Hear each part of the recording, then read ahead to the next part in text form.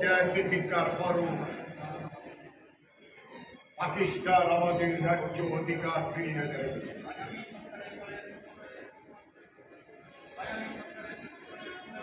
তাই আমি সরকারের বিরোধী দলের সম্মেলনে বাংলার মানুষের মুক্তির সনদ ৬ দফা ঘোষণা করেছি। প্রিয় ভাইরা,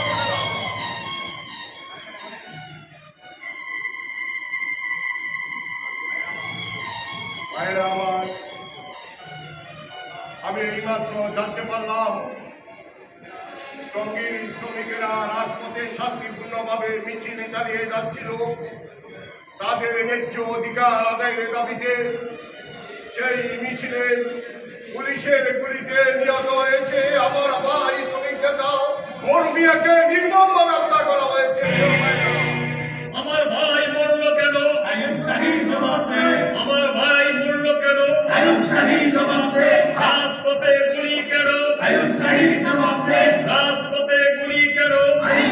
জবাব দে। মনু ভাইয়ের রক্ত বৃথা যেতে দেব না। মনু ভাইয়ের রক্ত বৃথা যেতে দেব না। এখন এই মুহূর্তে আপনাদের শান্ত করতে পারছি না, তবুও বলছি আপনারা শান্ত হন।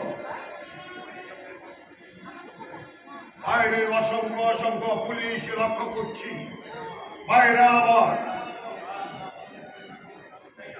আর কোন লাশ এই বাংলার রাজপথে পড়ে থাকুক ওটা আমি চাই না। আমি আপনাদের নেতা।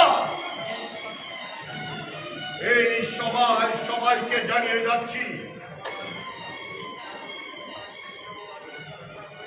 কেন বাঙালির শ্রমিকরা ছাত্র জনতারা তারা তাদের ন্যায্য অধিকার থেকে বঞ্চিত হবে।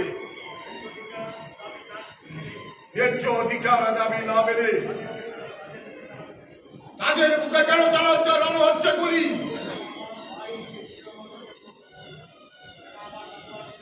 কেন আমার বাংলার নিরীহ মানুষ বুকে বুকে তাজা রক্ত ঢেলে দিয়ে রাজপথ রঞ্জিত করল?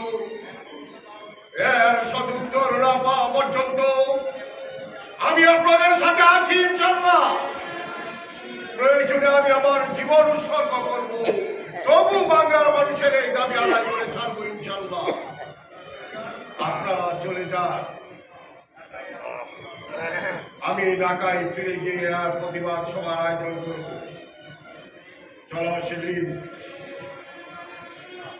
ওই শুনো জনতার কেমন উত্তাপ। চলো আমরা মিছিলে যোগ দেই তাদের সাথে। জয় বাংলা।